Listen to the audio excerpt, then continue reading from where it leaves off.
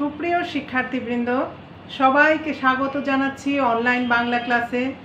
আমি মল্লিকা দাস, সহকারী অধ্যাপক, বাংলা বিভাগ।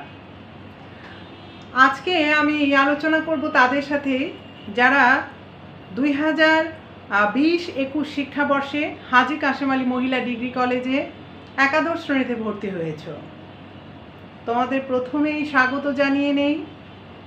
আসলে বিশ্বের এই অবস্থা, সেই সাথে আমাদের দেশ ভয়াবহ হুমকির সম্মুখীন, ভয়াবহ করোনা ভাইরাসের এই বিভৎস অবস্থায় আমরা কলেজে স্বাভাবিক অবস্থায় ক্লাস নিতে পারছি না।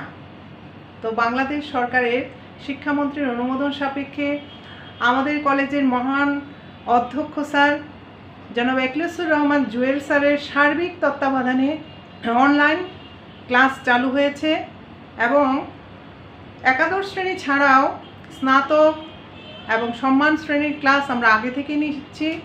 তোমাদের ক্লাস গতকালকে থেকে শুরু হয়েছে।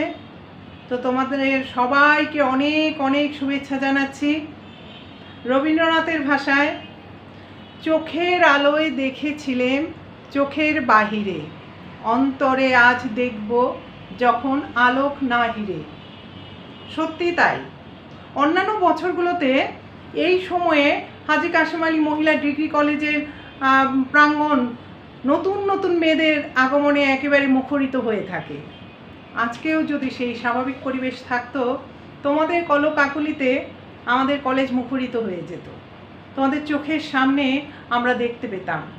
কিন্তু সেটা যখন সম্ভব হচ্ছে না, করোনা ভাইরাসের এই ভয়াবহতা আমাদের স্বাভাবিক জীবনযাত্রা থেকে একটু দূরে সরিয়ে নিয়েছে, যার জন্য আজকে অন্তরের অন্তঃস্থলে তোমাদের জায়গা দিতে হচ্ছে।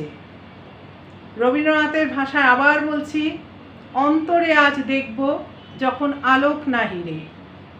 সত্যিকার অর্থে অন্তরে তোমাদের বরণ করে নিলাম। স্বাগত হে নবীন। তোমাদের স্বাগত জানানোর পরই আমি তোমাদের অভিভাবকবৃন্দকে আমি শুভেচ্ছা জানাবো এবং তাদের প্রতি শ্রদ্ধা জানাবো এই জন্য যে ওনারা তাদের সন্তানকে, তাদের মেয়েকে আমাদের কলেজে ভর্তি করেছেন অনেক প্রত্যাশা নিয়ে। এবং তোমাদের মাধ্যমে আমি তাদের আশ্বস্ত করতে চাচ্ছি এটাই, তারা যেন চিন্তা না করে, দুশ্চিন্তা না করে পড়াশোনা নিয়ে। শিক্ষা কার্যক্রম কিছুটা ব্যাহত হলেও অনলাইন ক্লাসের মাধ্যমে আমরা এই বাধাটা কাটিয়ে উঠতে চেষ্টা করব। কাজেই তোমাদের অভিভাবকদের বলবে তারা যেন একটুও চিন্তা না করে, দুশ্চিন্তা না করে। সত্যিকার অর্থে কি জানো, ডাইনোসরের মতো ভয়াবহ প্রাণীও পৃথিবী থেকে বিলুপ্ত হয়ে গেছে। কেন তা জানো নিশ্চয়ই তোমরা। অভিযোজন ক্ষমতার অভাবে, অর্থাৎ পরিবেশের সাথে অ্যাডজাস্টমেন্ট পাওয়ার ডাইনোসরের খুব কম ছিল, যার জন্য ডাইনোসর পৃথিবী থেকে আস্তে আস্তে বিলুপ্ত হয়ে গেছে। আর যে সকল প্রাণীর অভিযোজন ক্ষমতা বেশি, সেসব প্রাণী কিন্তু পৃথিবীতে টিকে আছে। আমরাও পৃথিবীতে টিকে থাকতে চাই। প্রয়োজনে আমরা ঘরে থাকব, প্রয়োজনে স্বাস্থ্যবিধি মেনে কিছু কিছু বাইরে যাব। যখন সময় আসবে তখন কলেজে আসব, তোমরাও কলেজে আসবে এবং আমাদের জীবনযাত্রা স্বাভাবিক হবে। যখন যে পরিবেশ, সেই পরিবেশের সাথে আমরা খাপ খাইয়ে নিতে চেষ্টা করব। আমরা সত্যিই সবাই টিকে থাকতে চাই। তো তোমাদের বরণ তো করে নিলাম, তো তোমরা কি আমাদেরকে মনে জায়গা দিতে পেরেছো? আসলে তোমাদের সাথে ওইভাবে তো দেখা হয়নি, না হলেও মন থেকে দেখতে পাচ্ছি। আশা করছি খুব তাড়াতাড়ি হাজী কাশেম আলী মহিলা ডিগ্রি কলেজের সেই প্রাঙ্গণ তোমরা মুখরিত করে তুলবে কলকাকলিতে। সেই প্রত্যাশা জানিয়ে আজকে ক্লাস শুরু করছি। আজকে আমি তোমাদের সিলেবাস নিয়ে একটু কথা বলবো। প্রথম ক্লাস যেহেতু অত পড়ার গভীরে আমরা যাব না, একটু হালকা হালকা পড়বো আমরা। তো বাংলা, আমি মল্লিকা দাস যেহেতু বাংলা পড়াবো, তোমাদের সাথে বাংলা নিয়েই কথা বলবো। এবং অন্যান্য সব টিচাররা আমাদের সবাই তোমাদের যার যার সাবজেক্টে ক্লাস নেবেন। তোমরা মনোযোগ দিয়ে অনলাইনে এই ক্লাসগুলো করো, তাহলেই তোমাদের কোনো সমস্যা হবে না। তো বাংলার যে সিলেবাস, সেখানে তোমরা জানো সবাই যে বাংলার দুটি পেপার, প্রথম পত্র দ্বিতীয় পত্র। আজকে আমি বাংলা প্রথম পত্রের ক্লাস যেহেতু করাবো, আমি প্রথম পত্রের সিলেবাস নিয়েই কথা বলবো। পরবর্তী সময়ে যখন দ্বিতীয় পত্র পড়াবো তখন দ্বিতীয় পত্রের সিলেবাস নিয়ে কথা বলবো। তো প্রথম পত্রে যে জিনিসগুলো আমরা তোমাদের পড়তে হবে সেগুলো হচ্ছে গদ্য থাকবে, সেখানে গদ্যের অংশে কিছু গল্প, কিছু প্রবন্ধ, কিছু ছোট গল্প এগুলো থাকবে, যেগুলো আমরা সামনে যখন গদ্য পড়াবো তখন বলে দিব নামগুলো। আর আজকে পদ্যের অংশের যে পদ্যগুলো তোমাদের পড়তে হবে, আমি সেই পদ্যগুলো মানে কবিতাগুলোর নাম তোমাদের আমি বলে দিব। তোমরা একটু ভালো করে মনোযোগ দিয়ে শোনো।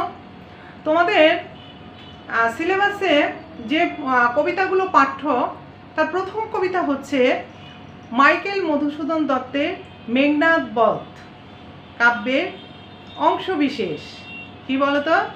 বিভীষণের প্রতি মেঘনাদ কবিতা। এটি হচ্ছে তোমাদের প্রথম কবিতা। এর পরবর্তীতে যে কবিতাটি আছে সেটি হচ্ছে রবীন্দ্রনাথ ঠাকুরের সোনার তরী, খুব মজার একটি কবিতা। তারপরে কবি নজরুল ইসলামের, বিদ্রোহী কবি নজরুল ইসলামের সেই অমর কবিতা বিদ্রোহী। বিদ্রোহী তোমাদের পাঠ্য। আমরা ক্লাসে এগুলো সেই রকমভাবে এনজয় করব, এবং যদি আমাদের কলেজ নাও খোলে আমরা অনলাইনে এই ক্লাসগুলো নেওয়ার চেষ্টা করব। এছাড়াও যে কবিতাগুলো তোমাদের আছে তার মধ্যে যেমন প্রতিদান, পল্লীকবি জসীমউদ্দীনের প্রতিদান কবিতা তোমাদের পাঠ্য। সুচেতনা বলে একটি কবিতা আছে জীবনানন্দ দাশের, সুচেতনা। হ্যাঁ, তারপর আছে তাহারই পরে মনে, সুফিয়া কামালের তাহারই পরে মনে কবিতার একটি ক্লাস আমি দ্বাদশের মেয়েদের জন্য নিয়েছি, যেটা তোমরা অনলাইনে দেখে নিতে পারো। এটা নতুন করে আসলে আর পড়ানোর দরকার পড়বে না, এটা অনলাইনে আছে। সেই ক্লাসটা আমার 5 নাম্বার ক্লাস, সেটা তোমরা সময় করে একটু দেখে নিও। এছাড়াও আছে পদ্মা পদ্মা নামের একটি কবিতা, যেটি লিখেছেন সম্ভবত ফারুক আহমেদ। এছাড়াও কবি সুকান্তের 18 বছর বয়স, এটাও তোমাদের পাঠ্য। ফেব্রুয়ারি 1969 পাঠ্য। আমি কিংবদন্তির কথা বলছি, আবু জাফর ওবায়দুল্লাহর। নুরুল দিনের কথা মনে পড়ে যায়। তাছাড়াও আরও আছে ছবি নামে একটি কবিতা, যেটি লিখেছেন আবু হেনা মুস্তফা কামাল। এরকমভাবে 12টি কবিতা তোমাদের পাঠ্য, যেগুলো আমরা আস্তে আস্তে অনলাইনেই শুরু করে দিব। যে পর্যন্ত কলেজ না খুলে আমরা অনলাইনে ক্লাস চালিয়ে যাব এবং পড়াগুলো শেষ করতে থাকবো। তোমাদের প্রথম পত্রে আর যা পড়তে হবে সেটা হচ্ছে একটি উপন্যাস পাঠ্য আছে, লাল সালু। এটা হয়তো অনেকে আগেই পড়ে ফেলেছ, ক্লাসে আসার অপেক্ষায় নেই। সৈয়দ অলিউল্লাহ লাল সালু উপন্যাস তোমাদের পাঠ্য। এবং এছাড়াও একটি নাটক পাঠ্য। কোন নাটক জানো তো? সিরাজউদ্দৌলা, সিকান্দার আবু জাফরের সিরাজউদ্দৌলা নাটকটি পাঠ্য। এই হচ্ছে প্রথম পত্রের সিলেবাস। এর পরবর্তী কোনো ক্লাসে আমি তোমাদের প্রথম পত্রের একটি প্রশ্ন নিয়ে, বোর্ডের প্রশ্ন কিভাবে হয়, গদ্য থেকে কটা আসে প্রশ্ন, সৃজনশীল কবিতা থেকে কটা আসে সেভাবে, এবং কত নাম্বার থাকে সেভাবে আলোচনা করে দিব। আজকে প্রথম ক্লাস যেহেতু আমরা অত গভীরে যাব না। আজকে আমি তোমাদের সাথে একটু আলোচনা করব, শুধু একটু আলোচনা। আসলে তোমরা সামনে থাকলে তোমাদের সাথে পরিচয় হতো, তোমাদের নাম জানা হতো। হ্যাঁ, কত মজার মজার গল্প বলতে তোমরা প্রথম ক্লাসে। কিছুই হচ্ছে না, তারপরেও চালিয়ে যেতে হবে। ওই যে পরিবেশের সাথে সামঞ্জস্য রক্ষা করার জন্য, খাপ খাইয়ে নেওয়ার জন্য। আসলে পৃথিবী তো থেমে থাকবে না, দিনও এরকম থাকবে না, কিছুদিন পরে সব স্বাভাবিক হয়ে যাবে। কাজে আমাদের এটা মেনেই নিতে হবে। এটা বৈশ্বিক প্রবলেম, বৈশ্বিক সমস্যা, কাজেই কিছুই করার নেই, আমাদের খাপ খাইয়ে নিতে হবে। আজকে আমি তোমাদের পড়াবো মাইকেল মধুসূদন দত্তের বিভীষণের প্রতি মেঘনাদ। অসম্ভব সুন্দর একটি কবিতা। অনেকে বলে কবিতাটি খুব কঠিন, আসলে আমার মনে হয় খুব একটা কঠিন না। আমি তোমাদের বোঝানোর চেষ্টা করব এমনভাবে যাতে তোমাদের কাছে এই কবিতাটি অতটা কঠিন বলে মনে না হয়। তো আমরা চলো একটু বোর্ডে যাই। আজকে বোর্ডে দেখব যে আমরা আজকের আলোচনা থেকে কি কি জিনিস জানতে পারবো। বোর্ডে চলো। আজকে ক্লাসে আমরা জানবো প্রথমত সিলেবাসের অন্তর্ভুক্ত কবিতার নামসমূহ, এটা আমরা জেনে গেছি, তাই না? এরপরে 2 নাম্বার হচ্ছে সাহিত্য বলতে আমরা যা বুঝি। 3 নাম্বার কবিতা বলতে যা বোঝায়। 4 হচ্ছে আলোচ্য কবিতার পটভূমি, অর্থাৎ মাইকেল মধুসূদন দত্তের এই যে বিভীষণের প্রতি মেঘনাদ এই কবিতার পটভূমি। 5 প্রধান চরিত্রগুলোর পরিচয়। প্রধান চরিত্রগুলো বলতে এখানে বিভীষণকে, মেঘনাদকে, এইভাবে আমরা প্রধান প্রধান চরিত্রগুলোর সাথে পরিচিত হব। আর বিভীষণের প্রতি মেঘনাদ কবিতার বিষয়বস্তু আমরা অত গভীরে না যেয়ে হালকাভাবে আজকে বিষয়বস্তুটি নিয়ে আলোচনা করব। আসলে আধুনিক বাংলা কবিতার অগ্রদূত, আমরা জানি যে আধুনিক বাংলা কবিতার অগ্রদূত হচ্ছেন কে? মাইকেল মধুসূদন দত্ত। অমিত্রাক্ষর ছন্দ নামে যে ছন্দটি বাংলা সাহিত্যে আছে, বাংলা কবিতায় আছে, সেই ছন্দের প্রবর্তক এবং সনেটের প্রবর্তক এই মাইকেল মধুসূদন দত্ত। এগুলো তোমরা সবাই হয়তো জানো, তারপরেও ক্লাসের স্বার্থে একটু বলে নিচ্ছি।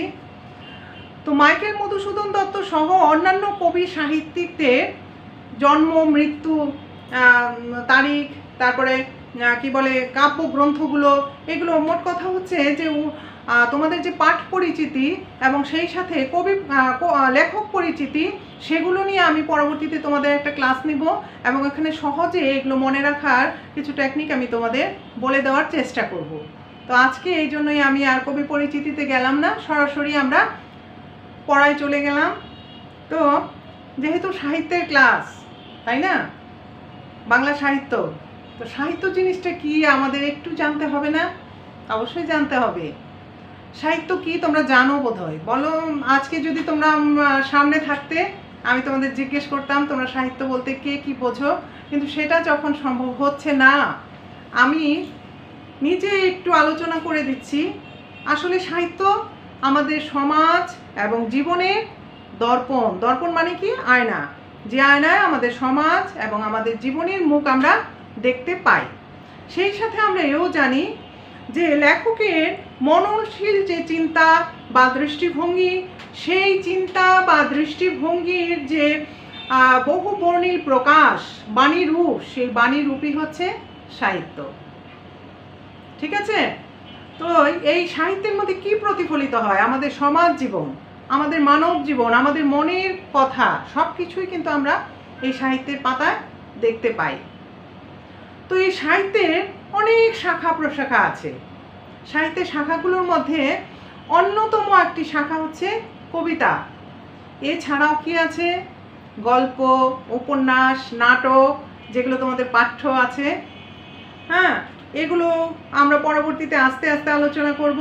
তো আজকে যেহেতু আমাদের কবিতার ক্লাস, সেহেতু আমরা একটু সংক্ষেপে বোঝার চেষ্টা করব যে কবিতা বলতে কি বুঝি। কবিতা কি? কবিতা হচ্ছে আসলে বাংলা সাহিত্যের আদি অংশে যদি আমরা দেখি, সেখানে কবিতার দৌরাত্ম্য। গদ্য সাহিত্য কিন্তু পরবর্তীতে এসেছে। প্রাচীন যুগে যে সাহিত্য লেখা হতো, কিভাবে লেখা হতো? ছন্দের মাধ্যমে, তালের মাধ্যমে। ঠিক আছে? তো কবিতা হচ্ছে সেই যে বাণীময়, যে লেখকের যে চিন্তাশীলতা, লেখকের যে মননশীলতা, সেটা লেখক যখন ছন্দ এবং তালের সমন্বয়ে আমাদের সামনে লিখিতভাবে বা মৌখিকভাবে প্রকাশ করে, তখন সেটাকে কবিতা বলা হয়। আমরা কবিতা কিন্তু সবাই পড়ি না? এবং আমি দেখি যে আমাদের ছাত্রীদের মধ্যে অনেকেই নিজেরাও কবিতা লেখে এবং বেশ ভালো লেখে, কিছু মেয়ে বেশ ভালো লেখে। তো নতুন শিক্ষার্থী যারা তোমরা আছো, তোমরা যারা নিজেরা কবিতা লিখতে পারো, তারা কবিতা লিখে লিখে রাখো। কলেজ খুললে আমি তোমাদের কবিতাগুলো দেখব, আমাকে শোনাবে তোমাদের কবিতা। আমি খুব মজা পাই আমার ছাত্রীরা যখন তাদের স্বরচিত কবিতা আমাকে শোনায়। তো আজকে আমরা যে মাইকেল মধুসূদন দত্তের বিভীষণের প্রতি মেঘনাদ কবিতাটি পড়ব, সেই কবিতাটি পড়ার আগে আমাদের আসলে কবিতার পটভূমিটা জানতে হবে। পটভূমিটা কীরকম? পৌরাণিক কাহিনী অবলম্বনে কিন্তু লিখিত হয়েছে এই কবিতাটি। পৌরাণিক কাহিনী, হিন্দু ধর্মের এক পৌরাণিক কাহিনী, মহর্ষি বাল্মীকি মুনি লেখা রামায়ণ থেকে মূল কাহিনীটাকে নেওয়া হয়েছে। হ্যাঁ, তো তোমরা জানো যে মাইকেল মধুসূদন দত্ত পাশ্চাত্য শিক্ষায় শিক্ষিত ছিলেন এবং অনেক বছর তিনি বিলেতে অবস্থান করেছেন, এবং বিলেত থেকে যখন তিনি বাংলা সাহিত্যে আবার চলে আসেন বা বাংলাদেশে চলে আসেন, তখন কিন্তু তিনি সাহিত্য ক্ষেত্রে একটি নতুন ধারার প্রবর্তন করেন। তিনি কি করলেন? প্রচলিত প্রথাকে ভেঙে ফেললেন। প্রচলিত যে পৌরাণিক কাহিনীতে আমরা জানি যে আমাদের যে পৌরাণিক কাহিনী, সেখানে রামচন্দ্র নায়ক আর লঙ্কার রাজা রাবণ হচ্ছে সেখানে ভিলেন চরিত্র। কেন? লঙ্কার রাজা রাবণ রামচন্দ্রের স্ত্রী সীতা দেবীকে অপহরণ করে নিয়ে গিয়েছিল। এই কাহিনীটা আমরা আরেকটু সামনে ক্লাসে বলবো, আজকে সংক্ষেপে বলছি। পরবর্তী সময়ে রামচন্দ্রের সাথে লঙ্কার রাজা রাবণের ভীষণ যুদ্ধ হয়, এবং এই যুদ্ধের পর রামচন্দ্র সীতা দেবীকে উদ্ধার করতে সমর্থ হয়, এবং তা রামচন্দ্রকে সার্বিকভাবে সহযোগিতা করেছিল কে? তার ছোট ভাই লক্ষ্মণ। তো এখানে দেখা যায় যে রামচন্দ্র খুব প্রজাহিতৈষী একজন রাজা, সে তার স্ত্রীকে প্রচণ্ড ভালোবাসে। এছাড়াও তার পিতার প্রতি তার অপরিসীম শ্রদ্ধা, পিতৃ শর্ত পালনের জন্য সে 14 বছর বনবাসে ছিল। রাজত্ব ছেড়ে, সমস্ত বিলাস ব্যসন ছেড়ে সে বনে বসবাস করেছে। এছাড়াও বিভিন্ন গুণে গুণান্বিত পৌরাণিক কাহিনীতে এই রামচন্দ্র, রাজা রামচন্দ্রকে রাজা দশরথের পুত্র। তো মাইকেল মধুসূদন দত্তের যে মেঘনাদ বধ কাব্য, এটাকে মহাকাব্যই বলা চলে। মেঘনাদ বধ যে মহাকাব্য, সেই মহাকাব্যে মাইকেল রামচন্দ্রকে এখানে ভিলেন চরিত্র হিসেবে দেখিয়েছেন রামচন্দ্র ভীরু কাপুরুষ, হ্যাঁ, যে কিনা পিতৃ শর্ত পালনের জন্য তার স্ত্রীকে নিয়ে বনবাসে চলে গেল। স্ত্রীর প্রতি সে দায়িত্ব পালন করেনি, হ্যাঁ, পিতামাতার প্রতি ওইভাবে দায়িত্ব পালন করেনি, প্রজাদের প্রতি ওইভাবে দায়িত্ব পালন করেনি, পুরো পাল্টে ফেললেন। তো রামচন্দ্র হয়ে গেলেন এখানে দুর্বল একজন লোক। আর নায়ক চরিত্রে কে আসলো? লঙ্কার রাজা রাবণ। কে আসলো? লঙ্কার রাজা রাবণ। লঙ্কার রাজা রাবণকে তিনি নায়ক হিসেবে এখানে চিত্রিত করলেন, যার মধ্যে বিভিন্ন মানবিক গুণাবলী তিনি আরোপ করলেন, এবং সেই মহাকাব্যের মহানায়ক হয়ে উঠল কে? রাবণ চরিত্র, রাবণ রাজা, লঙ্কার রাজা রাবণ। এবং এই জন্যই মহাকাব্যের, তোমরা জানো এটাও, যে মহাকাব্যের যে নায়ক সে এমন দৃঢ় চরিত্রের লোক হয় যে যুগে যুগে মানুষ এই ধরনের লোককে প্রত্যাশা করে। এবং রাবণ চরিত্রের মধ্যে স্বদেশ প্রেম, সন্তান বাৎসল্য, সব কিছু এত সুন্দরভাবে তিনি উপস্থাপন করলেন যে যুগে যুগে মানুষ রামচন্দ্রের আগমন প্রার্থনা না করে কি করবে? লঙ্কার রাজা রাবণের আগমন প্রার্থনা করবে মানুষ। এরকম একটা চরিত্র মাইকেল মধুসূদন দত্ত সৃষ্টি করলেন। তো ওই মেঘনাদ বধ কাব্য থেকে যেহেতু আমাদের আলোচ্য কবিতাটা নেওয়া হয়েছে, সেহেতু ওই প্রেক্ষাপটটাই আমাদের এই কবিতার প্রেক্ষাপট। এবং এখানে পুরো কাব্যের একটা অংশ, হ্যাঁ, একটা অংশ দেখো আমি বোর্ডে লিখে রেখেছি। দেখো, এই যে আলোচ্য কবিতার উৎস আমি বলেছি যে মেঘনাদ বধ কাব্যের ষষ্ঠ স্বর্গের নাম কি? বধ বা বধ। এই খণ্ড থেকে কিন্তু আলোচ্য কবিতাটি নেওয়া হয়েছে। এবং মূল কাহিনী সেটাও আমি তোমাদের বলেছি যে মহাকবি বাল্মীকি রচিত মহাকাব্য রামায়ণ। এবং এই যে বিভীষণের প্রতি মেঘনাদ নামটা দেখো, বিভীষণের প্রতি মেঘনাদ, এখানে দুটো নাম আছে, একটা হচ্ছে বিভীষণ আর একটা হচ্ছে কি? মেঘনাদ। এখন তাহলে আমাদের জানতে হবে যে বিভীষণকে মেঘনাদকে জানতে হবে না? তো এখানে দেখো যে বিভীষণকে, বিভীষণ হচ্ছে লঙ্কার রাজা রাবণের ছোট ভাই। বিভীষণকে লঙ্কার রাজা রাবণের ছোট ভাই। আর মেঘনাদকে, মেঘনাদ হচ্ছে এই যে লঙ্কার রাজা রাবণ, রাবণের ছেলে। আর আরো দুটো চরিত্র, প্রধান চরিত্র এখানে আছে, রামচন্দ্র এবং তার ছোট ভাই লক্ষ্মণ। রঘু বংশের রাজা দশরথের জ্যেষ্ঠ পুত্র হচ্ছে রামচন্দ্র, আর রামচন্দ্রের ছোট ভাই হচ্ছে কে? লক্ষ্মণ। তো দেখা গেছে যে এই কবিতায় বিভীষণের প্রতি মেঘনাদ, অর্থাৎ দেখা গেছে যে বিভীষণ কে? সেই যে লঙ্কার রাজা রাবণ, সেই রাবণের ছোট ভাই হচ্ছে বিভীষণ।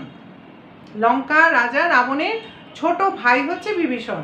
আর মেঘনাদকে বললাম লঙ্কার রাজা রাবণের ছেলে। তাহলে মেঘনাদ আর বিভীষণের মধ্যে সম্পর্ক কি দাঁড়ালো? তারা চাচা ভাতিজা। তো আমরা জানি যে চাচা হচ্ছে পিতৃতুল্য, যার জন্য চাচা বা কাকাকে বলা হয় পিতৃব্য, পিতার তুল্য। তো এই পিতার তুল্য যে চাচা বা কাকা, তার সাথে কথোপকথন হচ্ছে কার? এই বিভীষণের সাথে কথোপকথন হচ্ছে মেঘনাদের।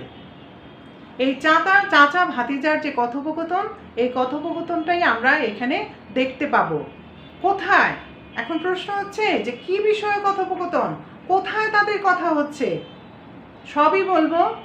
নিকুম্ভিলা যজ্ঞাগার, সেই যজ্ঞাগারে লঙ্কার রাজা রাবণের ছেলে সেখানে দেবতার আশীর্বাদ গ্রহণের জন্য গিয়েছিল।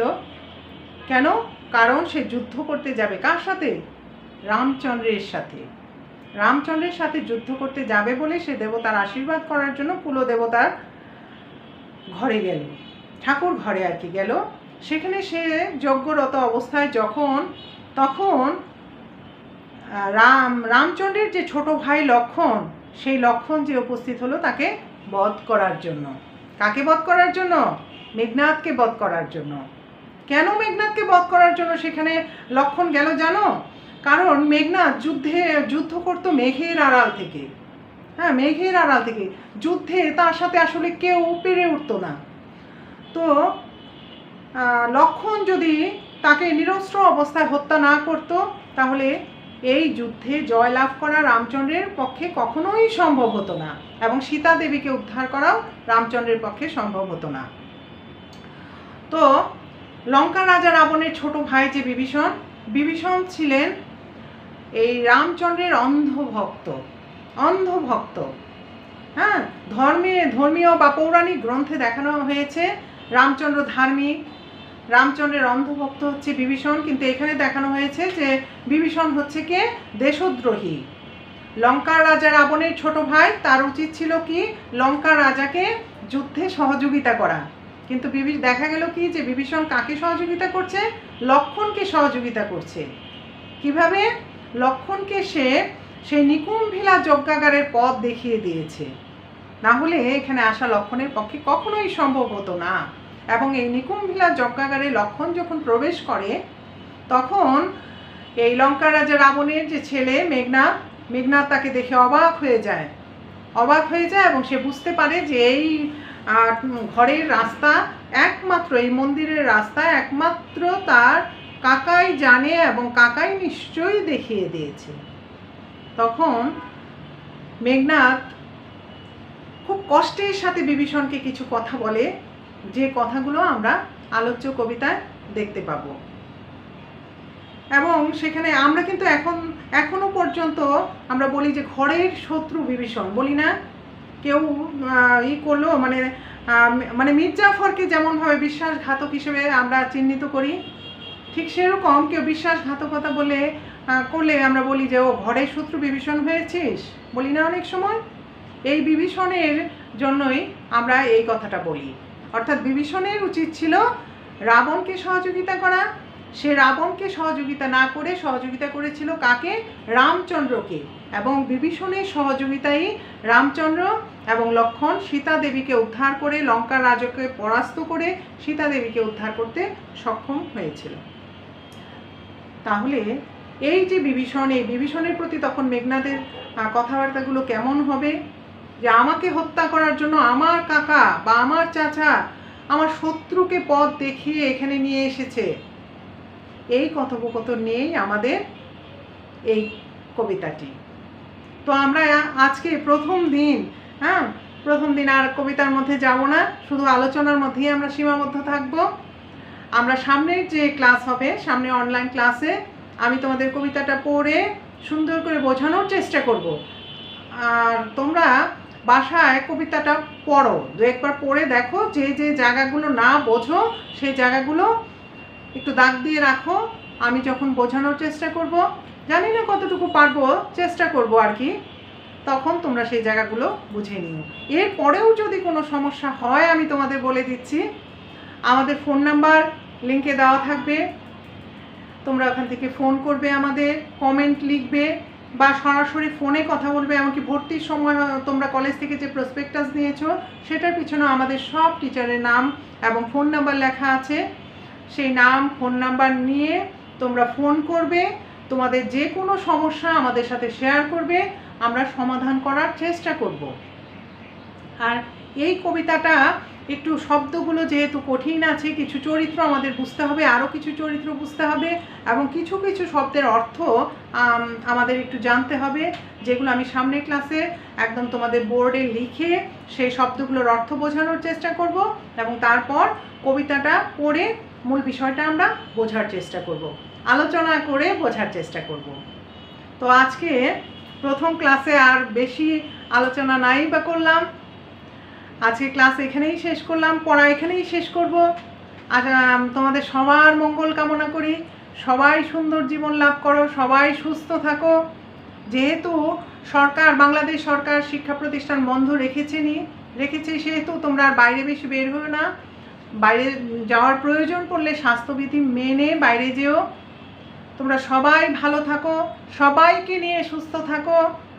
খুব তাড়াতাড়ি আমাদের দেখা হবে এই প্রত্যাশা করি এবং অচিরে হাজী কাশেম আলী মহিলা ডিগ্রি কলেজের প্রাঙ্গণ তোমাদের কলকাকুলিতে মুখর হয়ে যাবে, এই কামনা রেখে আজকের অনলাইন ক্লাস আমি এখানেই শেষ করছি। তোমাদের সবাইকে অনেক অনেক অনেক ধন্যবাদ। তোমরা সবাই আমার জন্য দোয়া করো। ধন্যবাদ।